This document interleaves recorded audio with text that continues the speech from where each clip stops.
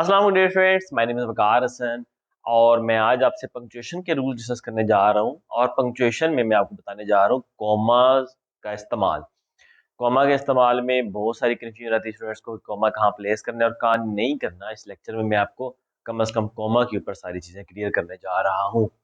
जब आप comma use करते हैं तो ये देखना होता है कि आप जब लिस्ट बना रहे हो, लिस्ट ऑफ आइटम्स की बात कर रहा हूँ, तीन चार आप तीन चार बातों को या तीन चार आइटम्स को एक लिस्ट के अंदर कनेक्ट कर रहे हो और उसमें आप वर्ड्स के थ्रू कनेक्ट कर रहे हो, उनको फ्रेजेस के थ्रू या क्लॉजेस के थ्रू। तो फिर इम्पोर्टेंट होता है कि आप जो से हैं कॉमर्स के रूल्स को समझें, क्योंकि अगर आपको कॉमा के रूल्स नहीं पता और आप लिस्ट बनाई जा रहे हैं फ्रेजेस से, क्लॉजेस से और वर्ड से, तो आपके आपके उसमें क्लैरिटी नहीं आएगी आपके राइटिंग के अंदर, और रीडर जो सा है वो कंफ्यूज रहेगा कि आप बात को किस तरह से कनेक्ट करना चाह रहे हैं। तो कंप्रीहेंड करने के लिए आपकी राइटिंग को जरूरी है कि आप कॉमा के रूल्स को सही तरह से समझो। अब इसमें अगर आप लिस्ट बना रहे हो वर्ड्स को इस्तेमाल करके, लिस्ट ऑफ आइटम्स वर्ड्स को इस्तेमाल करके या फ्रेजेस को इस्तेमाल करके, जिनकी मैं दोनों की एग्जांपल दूंगा, तो आपके पास ऑप्शन होता है कि आप कोऑर्डिनेटिंग कंजंक्शन से उनको कनेक्ट कर रहे हो तो कोमा प्लेस कर दो, फिर भी ठीक है, नहीं करो फिर भी ठीक है। अब इससे क्या मुराद है, मैं आपको एग्जांपल देने लगा हूं, उस एग्जांपल से मैं आपको प्रूव कर दूंगा कि इससे क्या मुराद है। आप एग्जांपल को समझे जरा। He wants to eat mangoes comma apples and bananas. अब यहां पे मैंने तीन नाउन्स को कनेक्ट किया है, मैंगोज एप्पल्स और बनानास। इसमें मेरी चॉइस है कि मैं कॉमा यूज करूं पॉइंट कंजंक्शन से पहले या ना करूं। तो आप देखो, मैंने यहां प्लेस नहीं किया, लेकिन अगर मैं यहां पे कॉमा प्लेस कर देता हूं फिर भी कोई मसला नहीं।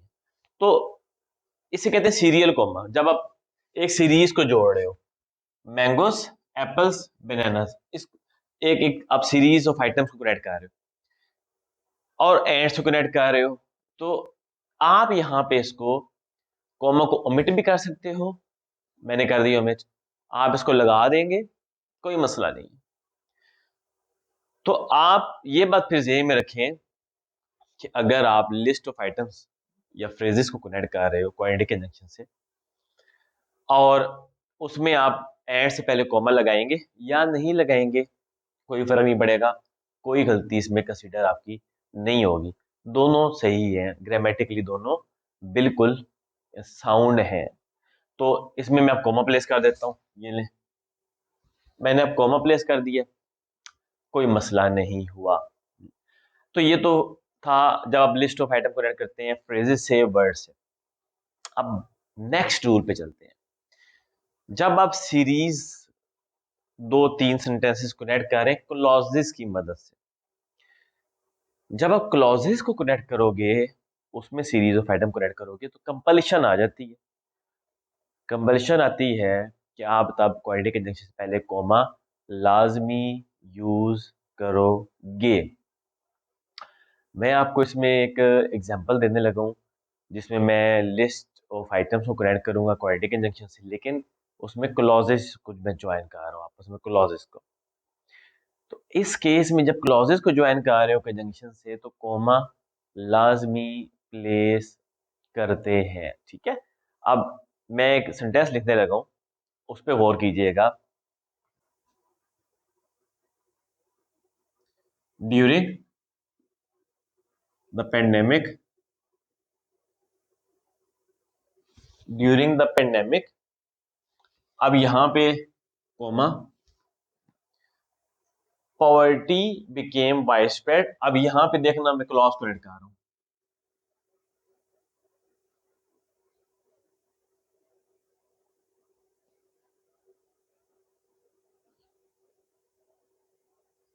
अब ये क्लॉज आ गई, पॉवर्टी बिकेम वाइड स्प्रेड। दूसरी क्लॉज में कनेक्ट करने लगा हूं, क्राइम रेट सर्ज्ड।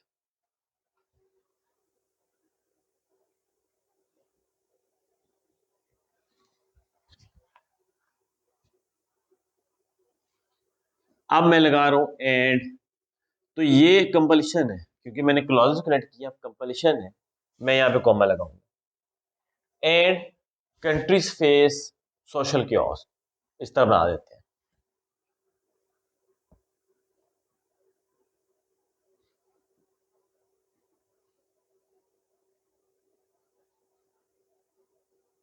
अब देखिए, ड्यूरिंग द पेंडेमिक,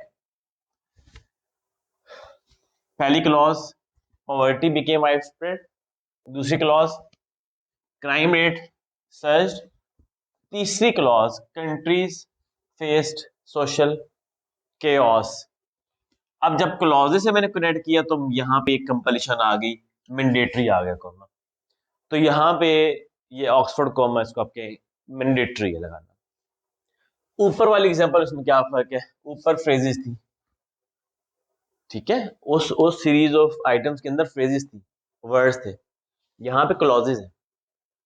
तो वहां पे मैं कॉमा लगाऊं या स्किप करूं, कोई मसला नहीं है ग्रामेटिकली, यहां पे मुझे कॉमा लगाना पड़ेगा, ये कंपल्शन है।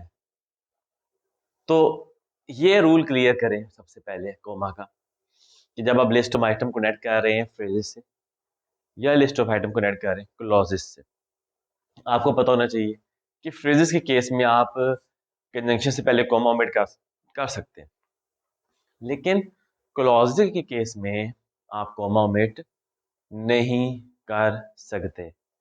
तो यहां तो आपकी एक क्लैरिटी हो जानी चाहिए फ्रेजेस और क्लॉजेस के इस्तेमाल में।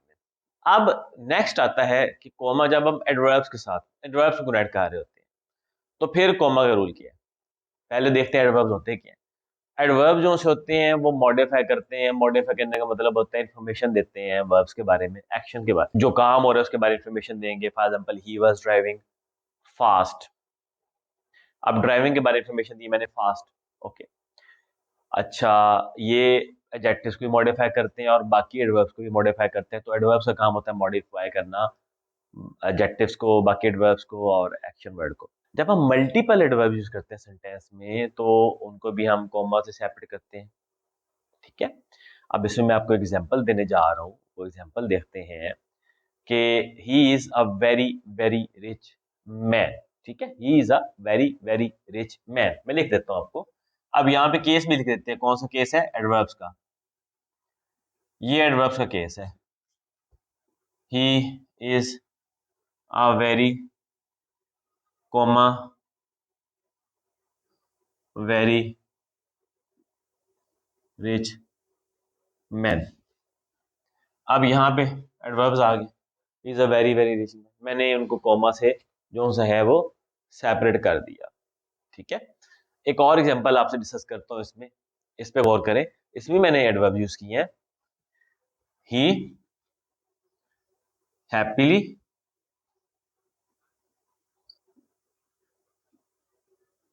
इंस्टेंटली,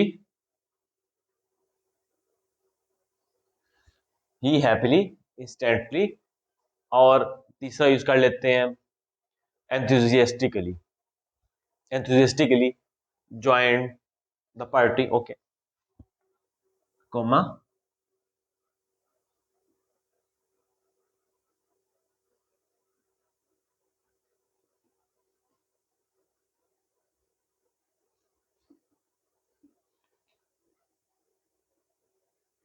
अब यहाँ पे देखिए कि मैंने एक एडवर्ब था हैप्पीली, एक है इंस्टेंटली, एक है एंथुजियास्टिकली। इन तीनों को जब मैंने प्लेस किया एडवर्ब्स को, तो इसमें मैंने क्या लगा दिया, कॉमा लगा दिया। यानी कि आप ये बात याद रखें कि जब एडवर्ब्स को आप जो से हैं, लिस्ट ऑफ एडवर्ब्स को आप कनेक्ट करते हैं तो उसके बाद भी आप क्या लगा देते हैं, कॉमा लगा देते हैं हर एडवर्ब के बाद। तो एडवर्ब्स को कनेक्ट करने का सही तरीका क्या होगा, ये कॉमा। तो अभी तक हम तीन केस हमें डिस्कस किए। पहला केस है जी, आप कह लें फ्रेजेस का, दूसरा केस है क्लॉजेस का, और तीसरा केस है एडवर्ब्स का। तो ये कॉमा के यहाँ तक रूल है पंक्चुएशन के लिए, बहुत इफेक्टिव रूल्स है ये। तो यहाँ तक आप एक दफा रिवाइज कर देते हैं इसको, कि जब आप फ्रेजेस को या इसको वर्ड्स को लिस्ट में कनेक्ट करते हो तो आप क्या यूज करते हैं, कॉमा ऐड से पहले करते हैं या नहीं करते उससे फर्क नहीं पड़ता, कर लें या ना कर लें, इट्स ओके। दूसरा रूल था कि आप क्लॉजेस को जब कनेक्ट करते हो तो वहां पे कंपैरिजन आती है कॉमा यूज करना ही करना है। और तीसरा रूल आ गया एडवर्ब्स का, कि जब आप एडवर्ब्स को कनेक्ट करोगे तो उधर भी आप कॉमा लाजमी लगाओगे। अच्छा, अब कॉमा के लगाने के रूल्स में आपको हर केस के आज क्लियर करूंगा। इससे थोड़ा सा आगे चलते हैं और मजीद देखते हैं हमारे पास क्या है इस लेक्चर में। अब इस लेक्चर के अंदर काफी इंटरेस्टिंग बातें रहती हैं करने को कॉमा के रूल्स के वाले से, जो आपको बहुत हेल्प करेंगी पेपर्स के अंदर, आपको इन रूल्स के ऊपर बहुत हेल्प मिलेगी। तो हम उसके ऊपर जाते हैं, फर्दर हमारे पास क्या रूल्स हैं उनको देखते हैं।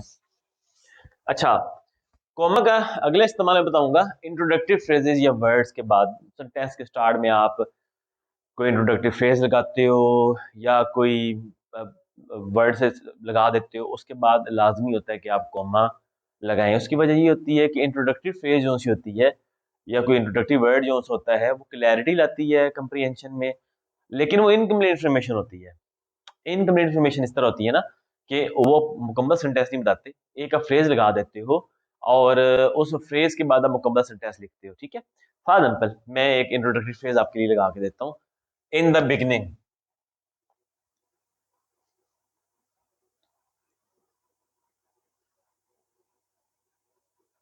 इन द बिगनिंग ही फेस्ड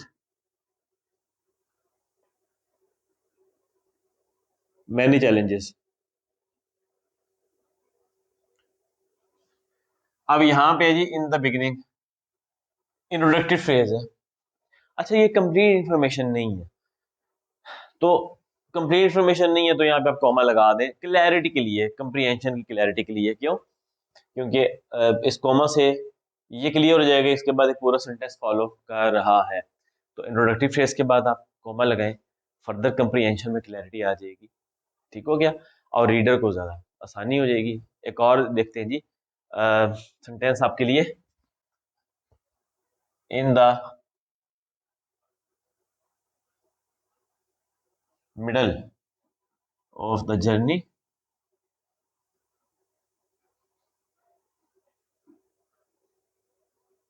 ही लॉस्ट हिज फोकस। ओके, सफर के दरमियान में उसने फोकस खो दिया। अब यहाँ पे ये कंप्लीट सेंटेंस है, it's a complete sentence, he lost focus. तो एक चीज में और समझ लें कि कंप्लीट सेंटेंस से पहले जो इंट्रोडक्टरी फ्रेज आएगी उसके बाद कॉमा लाजमी फॉलो करेगा। समझ रहे हैं? क्यों? ये अब इसमें कॉमा हटा देना तो क्लैरिटी कंप्रीहेंशन में थोड़ा प्रॉब्लम होगा रीडर के लिए। कैसे? आप इसको वैसे पढ़ें, इन the middle of the journey ही लॉस्ट फोकस, ठीक है। बाज जगह राइटर सबमिट करते हैं, लेकिन फर्दर क्लैरिटी आ गई तो ये कॉमा आप लगा सकते हैं, लगाना चाहिए। इसे आप ज्यादा क्लियर वे में एक्सप्रेस कर सकेंगे अपने उसको मीनिंग को। अच्छा, उसके बाद नेक्स्ट है जी अगर पार्टिसिपल फ्रेजेस आप यूज कर रहे हैं इंट्रोडक्टिव फ्रेजेस के तौर पे, तो वो भी उससे उसके बाद भी लाजमी कॉमा आता है। ठीक है, फॉर एग्जाम्पल मैं आप कुछ पार्टिसिपल फ्रेजेस आपको बना के देता हूँ एक। अच्छा, इसमें यहाँ पे लिख लें इंट्रोडक्टिव फ्रेज,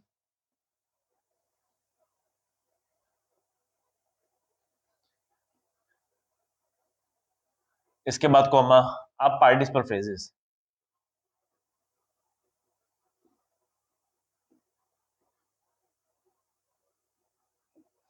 आप पार्टिसिपल फ्रेजेस हैं उसके बाद कॉमा आएगा। कैसे?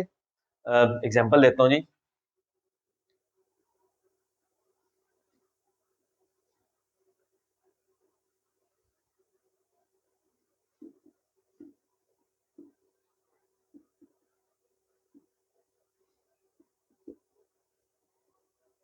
सीइंग द मैनेजर, अब ये पार्टिसिपल फ्रेज है। अच्छा, पार्टिसिपल्स का जिनको नहीं पता तो वही मैं यहाँ थोड़ा एलेबोरेट कर देता हूँ फर्दर। पार्टिसिपल क्या होता है?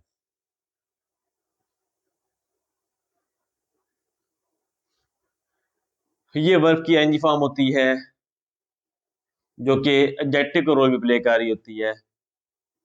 आप मेरे लेक्चर निकालें पार्टिसिपल के ऊपर, आपको मेरे उसमें जिसमें मिल जाएंगे। अब यहाँ पे ये वर्ब की एनजी फॉर्म है, एडजेक्टिव रोल कैसे प्ले कर रही है, ये मॉडिफाई कर रही है इसको, ही को। एडजेक्टिव क्या करता है, नाउन को मॉडिफाई करता है, यहाँ पे ये फ्रेज यही काम कर रही है, मॉडिफाई कर रही है। तो जब भी पार्टिसिपल फ्रेज सेंटेंस के स्टार्ट में आती है, उसके बाद कॉमा आप लगाते हैं, लाजमी लगाते हैं, मिस नहीं करते, ठीक है, क्योंकि ये भी कंप्रीहेंशन में क्लैरिटी ला रहा है। Seeing the manager he lost his focus. अब यहाँ पे फर्दर क्लैरिटी आ गई है, ये फ्रेज इससे अलग है, ये कंप्लीट सेंटेंस है, ये फ्रेज है। तो अगर कोई फ्रेज सेंटेंस के स्टार्ट में आए, उसके बाद भी आप कॉमा लगाया करें, जिस तरह पार्टिकुलर फ्रेज आई हुई है। मैं एक और सेंटेंस बनाता हूँ आपके फर्दर क्लियर करने के लिए। एग्जांपल लेते हैं जी।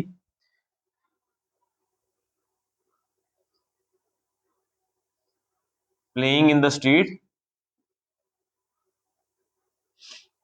Okay, Aslam got an injury. अब यहाँ पे प्लेइंग इन द स्ट्रीट एक पार्टिसिपल फ्रेज है जो कि क्वालिफाई कर रही है असलम को, यानी असलम के बारे में इंफॉर्मेशन दे रही है। ये वर्ब की एनी फॉर्म है, असलम के बारे में इंफॉर्मेशन दे रही है। लेकिन ये पूरी फ्रेज है, फ्रेज में क्यों बोल रहा हूँ यार, आप ये देखें, playing in the street group of words है। अच्छा, एक वर्ड नहीं है, फ्रेज कहते हैं ग्रुप ऑफ वर्ड्स को, तो ग्रुप ऑफ वर्ड्स क्वालिफाई कर रहा है असलम को। यहाँ पे ये ग्रुप ऑफ वर्ड्स है, क्वालिफाई कर रहा है ही को, लेकिन ये ग्रुप ऑफ वर्ड स्टार्ट किससे हो रहा है, यहाँ पे पार्टिसिपल से स्टार्ट हो रहा है, सीइंग से, यहाँ पे प्लेइंग से। तो ये वर्ब की एनजी फॉर्म है जो एडजेक्टिव को प्ले कर रही है, इसको हम पार्टिसिपल फ्रेज कहते हैं। तो जब भी पार्टिसिपल फ्रेज सेंटेंस के स्टार्ट में आ जाए, उसके बाद कॉमा लगाते हैं, लेकिन कॉमा के फौरन बाद सब्जेक्ट भी लाते हैं जिसकी आप बात कर रहे हैं। एक एग्जांपल और देता हूं आपको, यहाँ पे लिखते हैं परफेक्ट पार्टिसिपल में लिखने लगो आप, having his job, having done his job,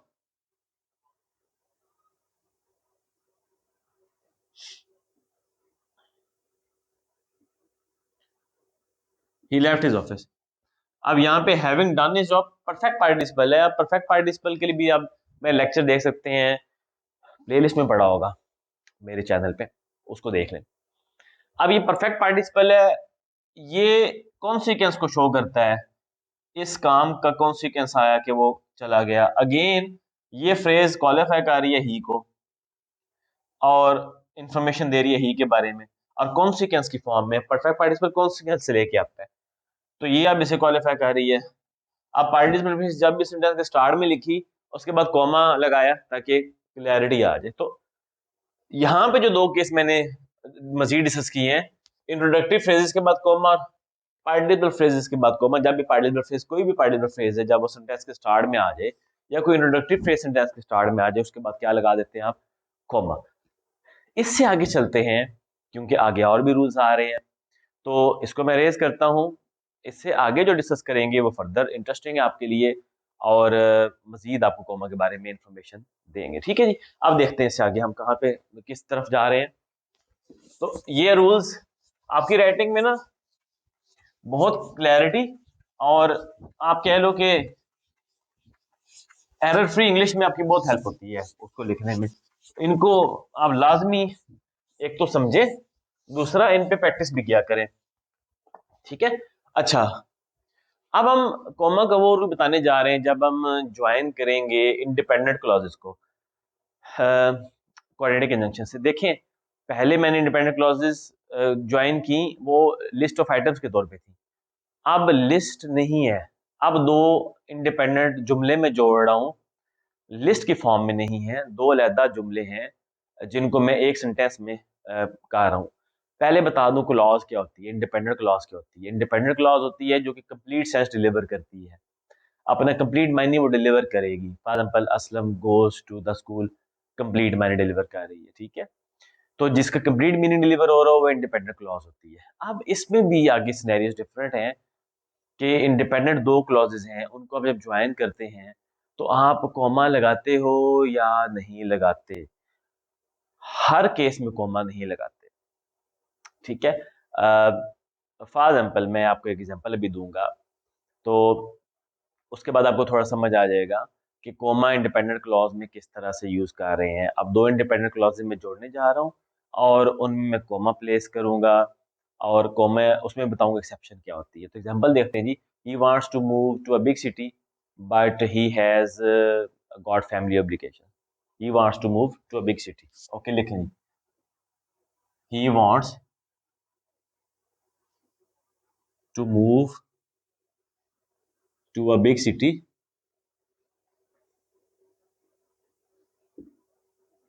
but he has got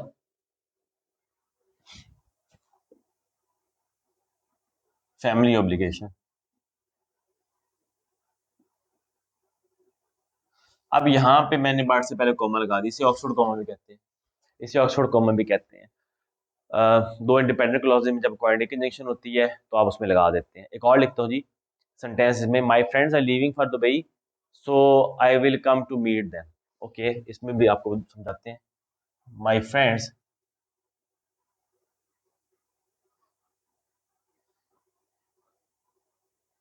leaving for Dubai so I want to meet them. अब यहाँ पे सो से पहले मैंने कोमा लगा दिया, तो ये दो इंडिपेंडेंट सेंटेंसेस हैं। इन दोनों सेंटेंसेस में आप जो है इनको अपने ज्वाइन किया, कंपाउंड सेंटेंस बना दिया और आपने इनमें कोमा लगाया है क्वाड्रेटिक कंजंक्शन से पहले। क्वाड्रेटिक कंजंक्शन कौन सी होती है? फॉर, एंड, और, बट, और, येट, सो। ये क्वाड्रेटिक कंजंक्शन होती है, साथ ये कंजंक्शन होती हैं। तो ये अब दो इंडिपेंडेंट क्लॉजेस कैसे हैं वो मैं आपको थोड़ा बता दूं। ये इंडिपेंडेंटली एग्जिस्ट करेगी, I want to meet them और my friends are living for Dubai. दोनों इंडिपेंडेंट है, आजाद हैं, इनको एक दूसरे की जरूरत नहीं है। बस इनको मैंने ज्वाइन कर दिया कंपाउंड सेंटेंस में। ये क्लॉज 1 है, ये क्लॉज 2 है, तो दरमियान में क्वाड्रेटिक कंजंक्शन है। अब ये क्वाड्रेटिक कंजंक्शन से पहले मैंने कॉमा लगा दिया, लेकिन इस रूल में भी कुछ एक्सेप्शंस आ जाती हैं कि जब आप दो क्लॉजेज ज्वाइन कर रहे हैं इस तरह से और उनमें क्वाड्रेटिक कंजंक्शन यूज कर रहे हैं, तो उसमें एक एक्सेप्शन भी होती है जब आपने कॉमा नहीं लगाना। क्या होती है जी? जब आपका कॉमन सब्जेक्ट हो, एक सब्जेक्ट हो, तो आप कॉमा ओमिट कर सकते हो। डिफरेंट सब्जेक्ट्स हो फिर नहीं करना। कॉमन सब्जेक्ट हो तो फिर आप कॉमा ओमिट कर दो, कोई गलती नहीं है। समझ गए बात? एग्जाम्पल लिखता हूँ इसमें। एक सिंपल एग्जाम्पल लिखते हैं। दे bought a car but did not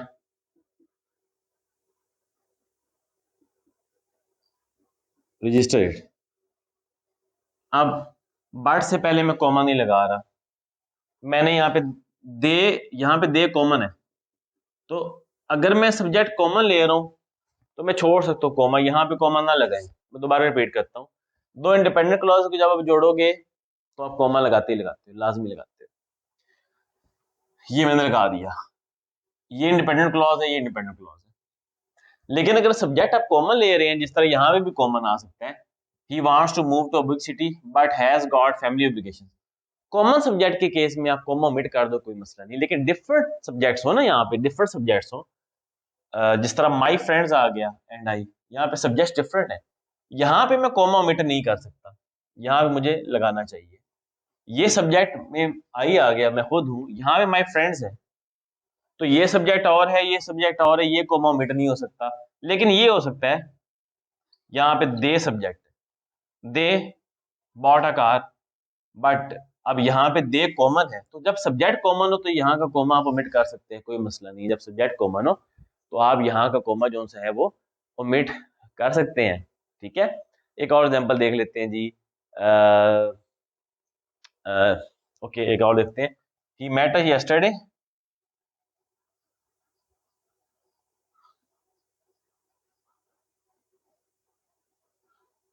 and gave us a surprise. He met us yesterday, अब यहाँ मैंने कॉमा ओमिट कर दिया क्योंकि सब्जेक्ट क्या है? ही है, मैंने कॉमा ओमिट कर दिया यहाँ पे। तो जब सब्जेक्ट कॉमन हो, ओके, आप उसमें से क्वाड्रेटिक कंजंक्शन से पहले कोमा को जो है वो ओमिट कर सकते हो, लेकिन सब्जेक्ट डिफरेंट हो दो क्लॉजेज में तो फिर आप ये काम नहीं करोगे। तो ये क्लॉजेस के मामले में जब दो इंडिपेंडेंट क्लॉजेस आप जोड़ते हैं तो उसमें कोमा लगाना है या नहीं लगाना, ठीक है। तो ये उसमें मैंने आपको फर्दर क्लियर कर दिया है। अब इसमें एक और चीज बताता हूँ, जब भी आप इससे आगे चलते हैं, लेकिन मैं इसको रेज कर दूं, एक दफा रिपीट कर देता हूँ कि जब आपका सब्जेक्ट कॉमन हो दो इंडिपेंडेंट क्लॉजेस में, जिस तरह यहाँ है, तो कॉमा ओमिट कर सकते हो। सब्जेक्ट डिफरेंट हो, यहाँ पे सब्जेक्ट डिफरेंट है तो आपने कॉमा ओमिट नहीं करना। अब ये दो दो इंडिपेंडेंट क्लॉजेस की बात थी, वो भी इंडिपेंडेंट, ये भी डिपेंडेंट। इंडिपेंडेंट में क्या होता है, ये भी कॉमा का अगला रूल है, मैं इसको रेज कर दूं ताकि फर्दर हम आगे चलें। अब बात करते हैं कम्प्लेक्स सेंटेंस की, जिसमें एक इंडिपेंडेंट होती है क्लॉज, एक डिपेंडेंट होती है। फर्दर एलैबोरेट तो मैं करता हूँ, लेकिन पहले एग्जांपल देता हूँ आपको। एग्जांपल है कि अगर मैं बोलता हूँ if you are interested in doing this job you must start working today. Okay, देखते हैं जिसको।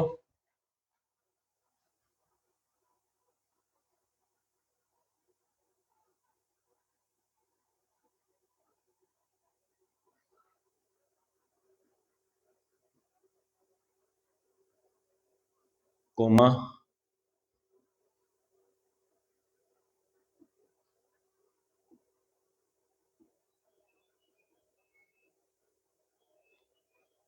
You must start working today. अब ये देखें जी, ये है डिपेंडेंट क्लॉज और ये है इंडिपेंडेंट क्लॉज। इस सेंटेंस को बोलेंगे हम कम्प्लेक्स सेंटेंस।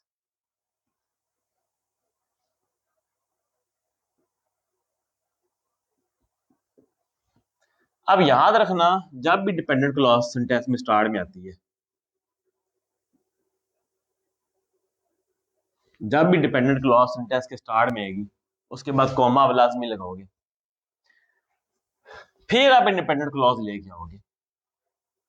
एक और लिखता हूं sentence,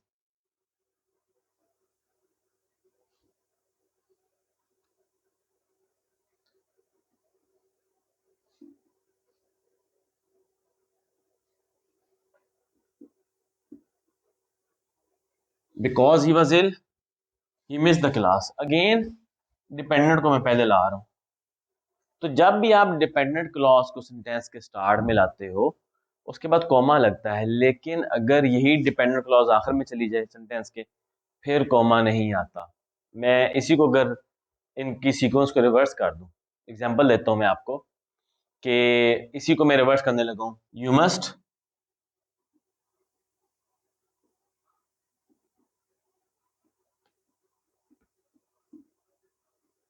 you must start working today if you are interested in this job. अब मैंने इंडिपेंडेंट क्लॉज लगा दी आखिर में, यहां पे अब कॉमा मैं नहीं लगाऊंगा, सॉरी डिपेंडेंट क्लॉज। अब डिपेंडेंट क्लॉज आखिर में चली गई, इंडिपेंडेंट पहले आ गई, अब मैं कॉमा नहीं लगाऊंगा इन दोनों के दरमियान में। क्यों? क्योंकि अब डिपेंडेंट क्लॉज पहले है, सॉरी इंडिपेंडेंट क्लॉज पहले और डिपेंडेंट बाद में। लेकिन अगर डिपेंडेंट क्लॉज पहले आ जाए फिर आप कॉमा लगाते हो, और अगर इंडिपेंडेंट क्लॉज पहले आ जाए फिर आप कॉमा नहीं लगाते। इस बात को याद रखें। तो यहाँ पे इंडिपेंडेंट क्लॉज मैंने पहले, कॉमा नहीं लगाना यहाँ पे डिपेंडेंट क्लॉज पहले है, कॉमा मैंने लगा दिया। और इसलिए होता है क्योंकि डिपेंडेंट क्लॉज हमेशा इनकम्प्लीट इन्फॉर्मेशन देती है, ये भी याद रखें। डिपेंडेंट क्लॉज इनकम्प्लीट इन्फॉर्मेशन देती है, इंडिपेंडेंट क्लॉज कंप्लीट इन्फॉर्मेशन देती है, इसलिए उसके बाद कॉमा नहीं आता। डिपेंडेंट क्लॉज के बाद कॉमा इसलिए आता है वो इनकम्प्लीट इन्फॉर्मेशन दे रही होती है। इसलिए जहां पे मैंने डिपेंडेंट क्लॉजेस पहले लगाई हैं वहां उसके बाद मैंने कॉमा लगाया क्योंकि इन्फॉर्मेशन इनकम्प्लीट थी। और जहां पे मैंने इंडिपेंडेंट क्लॉज पहले लगाई है उसके बाद मैंने कॉमा नहीं लगाया। तो ये डिपेंडेंट और इंडिपेंडेंट क्लॉजेस का रूल आप जो से हैं इसको समझें क्लॉजेस के केस में, ठीक है जी। अच्छा, इसके बाद फर्दर हम कोमा के रूल्स हम डिस्कस करने जा रहे हैं, जिनमें मैं आपको कोमा के फर्दर यूज बताऊंगा ताकि आपकी क्लैरिटी हो जाए, ठीक है। कोमा यूज करते हैं इस क्लॉज से अलावा हम आगे जाएं नॉन रिस्ट्रिक्टिव क्लॉज की बात कर रहे हैं, इन क्लॉज से आगे जाते हैं। नॉन रिस्ट्रिक्टिव क्लॉज क्या होती है, बड़ी इंटरेस्टिंग है। ये एक्स्ट्रा इन्फॉर्मेशन देती है, इसको नॉन डिफाइनिंग क्लॉज भी कहते हैं। और ये यूज कब करते हैं, मैं आपको ये रेस करने लगा बोर्ड, इसके बाद मैं आपको करके बताता हूँ कि वो नॉन रिस्ट्रिक्टिव क्लॉज के केस में हम कॉमा कहाँ यूज करते हैं और वो क्लॉज कौन सी होती है। होती वो भी डिपेंडेंट है, होती वो भी डिपेंडेंट है, लेकिन वो कॉमर्स में कैसे प्लेस करते हैं उस पर बात करते हैं। और वो पास्ट पेपर में भी काफी क्वेश्चन में आया हुआ है। एग्जाम्पल देता हूँ आपको मैं यहाँ पे रिस्ट्रिक्टिव नॉन रिस्ट्रिक्टिव क्लॉज की, जो कि डिपेंडेंट होती है नेचर में, जो कि एक्स्ट्रा इन्फॉर्मेशन दे रही होती है कि उसको कॉमा में हम कैसे प्लेस करेंगे। और ये समझ ले वैसे भी, और रिस्ट्रिक्टिव नॉन रिस्ट्रिक्टिव क्लॉज का लेक्चर भी मेरा पड़ा हुआ है, मेरे प्ले लिस्ट में आप सर्च कर लें, उसमें आपको मिल जाएगा। देखिए उसको, ठीक है, ताकि आपको इसका कॉन्सेप्ट फर्दर क्लियर हो। मैं एग्जाम्पल लिखने लगा हूँ, mister Ali comma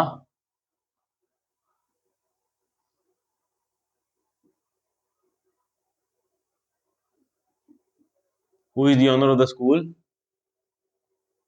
comma has been missing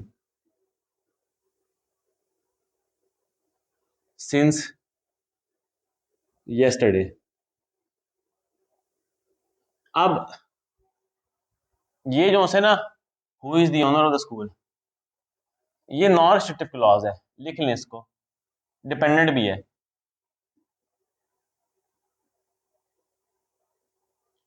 non restrictive भी है, डिपेंडेंट भी है। ये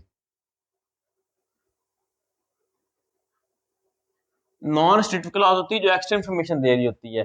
अब एक्स्ट्रा कैसे है, मिस्टर अली के बारे में आपको बड़ा नाम लेके बोल रहे हैं तो आपको उसमें डिफाइनिंग क्लॉज नहीं, नॉन डिफाइनिंग लानी होती है। मैंने कहा प्ले लिस्ट में जाके देखें, डिफाइनिंग नॉन डिफाइनिंग क्लॉज मैंने लेक्चर दिया हुआ है, उसमें पूरा लेक्चर बता दूंगा। जरा कॉमा का कॉन्सेप्ट हमने क्लियर करना है तो मैं कॉमा तक स्ट्रेट रहता हूँ, वरना हम और तरफ निकल जाएंगे लेक्चर में।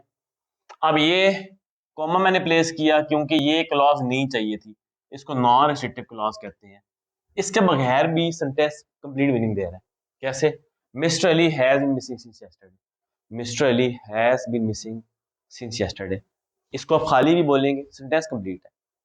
तो यहाँ पे जो मैंने इंफॉर्मेशन दी वो एक्स्ट्रा थी, इसमें मैं एक और सेंटेंस लिख के देता हूँ, आपको मजीद क्लियर हो जाएगा। अब boy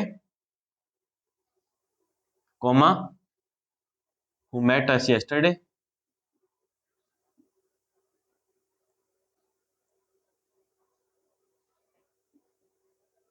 has broken the window. अब ये भी मैंने नॉन डिफाइनिंग, इसको नॉन डिफाइनिंग भी कहते हैं, नॉन डिफाइनिंग क्लॉज लगा दी है।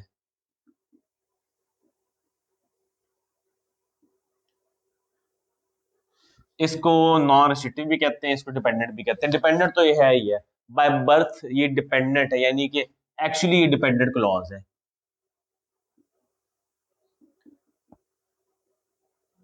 एक्चुअली डिपेंडेंट क्लॉज है। फर्दर उसको मैं नॉन डिफाइनिंग कह रहा हूँ। तो यहाँ पे मैं कॉमा प्लेस कर रहा हूँ, तो कॉमा जब भी सेंटेंस के दरमियान में dependent clause non defining clause के तौर पे आए, नॉन डिफाइनिंग क्लॉज के तौर पे, नॉन रिस्ट्रिक्टिव के तौर पे, नॉन एसेंशियल के तौर पे, यानी कि जब उसकी जरूरत नहीं होती उसके दोनों तरफ आप कॉमा लगाते हो, ये बताने के लिए कि ये इंफॉर्मेशन एक्स्ट्रा है। रीडर को बताना पड़ता है आपको कि ये इंफॉर्मेशन एक्स्ट्रा है, समझ रहे हैं बात मेरी। तो ये क्लैरिटी है, देखिए ना, आप राइटिंग एक्सप्रेशन में क्लैरिटी कैसे आती है। मैं रीडर हूँ आपका, मैं पढ़ रहा हूँ आपका, ऐसे पढ़ रहा हूँ, तो मैं देखूंगा यार ये कॉमा लगे हुए हैं, इसका मतलब ये एक्स्ट्रा इन्फॉर्मेशन देना चाह रहे हैं यहाँ पे। तो ठीक है, मैं मुझे आप नहीं भी बताओगे तो मुझे समझ आ जाएगी नॉन डिफाइनिंग है, लेकिन मुझे पता होगा कि आपने गलती की है और आपने कॉमा नहीं लगाया यहाँ पे। ठीक हो गया। अब इससे ही आगे चलते हैं, इसको रेस करते हैं। ये तो नॉन डिफाइनिंग, नॉन रिस्ट्रिक्टिव और नॉन एसेंशियल इंफॉर्मेशन जब आपने क्लॉज की फॉर्म में देनी हो सेंटेंस के दरमियान में, तो वहां पे उसको दोनों तरफ कॉमा से आप उसे ऑफसेट कर देते हैं ताकि क्लैरिटी हो जाए कि इंफॉर्मेशन एक्स्ट्रा है। मकसद क्या होता है, मकसद ये होता है कि ये एक्स्ट्रा इंफॉर्मेशन है, बताना होता है रीडर को। ठीक है। अब हम इससे भी आगे चलते हैं, क्लॉजेस के चैप्टर हम यहाँ पे रोकते हैं, खत्म करते हैं और आगे चलते हैं कि और कॉमा कैसे हम यूज करते हैं। अब एपोजिटिव फ्रेज, जी बड़ी इंटरेस्टिंग है।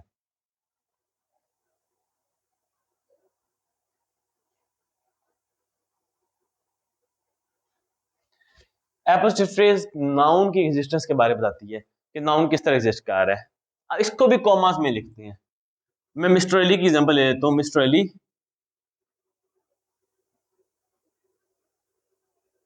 The owner of the school, comma, has been missing since yesterday।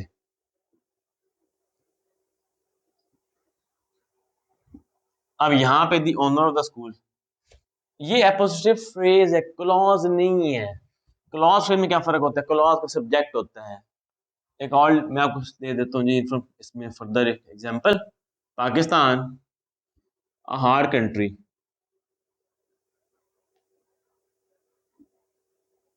Needs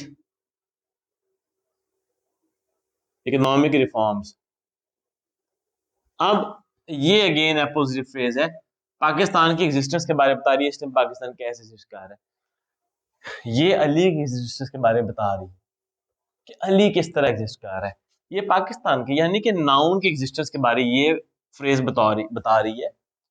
तो ये फ्रेज जो सी है, दोनों फ्रेजेस नाउन के बारे में ये एक्सप्लेन कर रही है कि नाउन किस तरह एग्जिस्ट कर रहा है। मिस्टर अली किस तरह एग्जिस्ट कर रहा है ऑनर ऑफ द स्कूल के तौर पे, पाकिस्तान किस तरह एग्जिस्ट कर रहा है एज अ हार्ड कंट्री। तो जब भी आप ये फ्रेजेस यूज करते हैं अपोजिटिव फ्रेजेस, इनके दोनों तरफ भी आप कोमा लगाते हैं। क्यों? क्योंकि ये एक्स्ट्रा इंफॉर्मेशन है, इनके सेंटेंसेस इनके बगैर भी कंप्लीट है।